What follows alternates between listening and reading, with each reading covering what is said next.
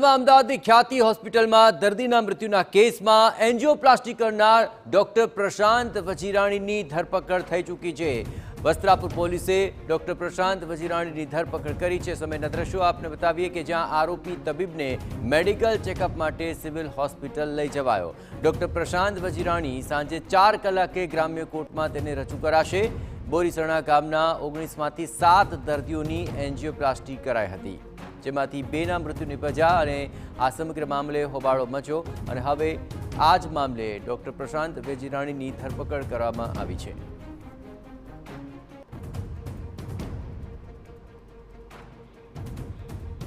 અને આ સમગ્ર મામલે વધુ વિગતે વાત કરવા જોડાઈ રહ્યા છે TV9 સંવાદદાતા સચિન પાટીલ। સચિન, ધરપકડ બાદ હવે શું તજવીજ હાથ ધરાય છે? જયેશ, અત્યારે જે ડોક્ટર પ્રશાંત વજીરાણી છે, જેમને આ બધા જ આરોપીઓની સારવાર કરી છે ખ્યાતિ હોસ્પિટલમાં, ત્યારે એમને અત્યારે મેડિકલ ચેકઅપના નામે વસ્ત્રાપુર પોલીસ સ્ટેશનથી લઈ જવામાં આવ્યા છે। જોકે હજુ મીડિયા બ્રીફિંગની વાત છે કે મીડિયા સમક્ષ જે આખી ફરિયાદ શું છે, કયા પ્રકારની કાર્યવાહી પોલીસની રહેશે, એ બાબતની સ્પષ્ટતા કરવા માટે હજુ 3 વાગે મીડિયા બ્રીફિંગનો સમય આપવામાં આવ્યો છે।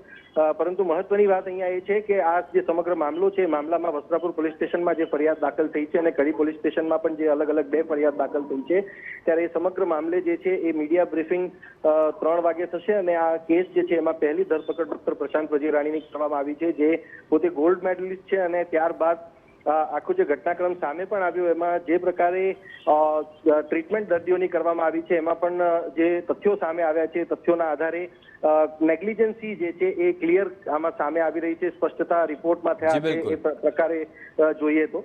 અને કહી શકાય કે આખો જે મામલો છે, મામલામાં હજુ બીજી ધરપકડો આવનારા દિવસોમાં થશે અને જે ડિબાર્ડ કરવામાં આવી છે PMJYમાંથી આ હોસ્પિટલને, એ સિવાયની જે આગળની કાર્યવાહી શું થશે એ પણ જોવાનું હવે મહત્વપૂર્ણ રહેશે। અને આ એક્ઝેમ્પલરી હોવું જોઈએ, કારણ કે આ પ્રકારે દર્દીઓના જીવ સાથે, દર્દીઓ સાથે ચેડા કરવા એ ખૂબ ગંભીર બાબત અહીંયા સામે આવી રહી છે। બિલકુલ, આભાર સચિન। તો સચિન જણાવ્યા પ્રમાણે હવે આ સમગ્ર મામલે અન્ય કોના ગળામાં ગાડીઓ ફસાય છે તે જોવું મહત્વપૂર્ણ બની રહેશે।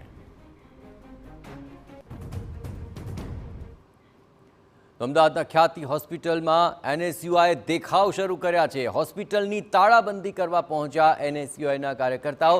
પોલીસે ટીંગાટોળી કરી NSUI કાર્યકર્તાઓને ત્યાંથી હટાવ્યા હતા।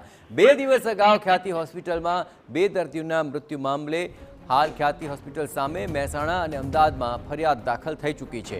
ખ્યાતિ હોસ્પિટલ સામે NSUIએ કડક કાર્યવાહીની માંગ કરી।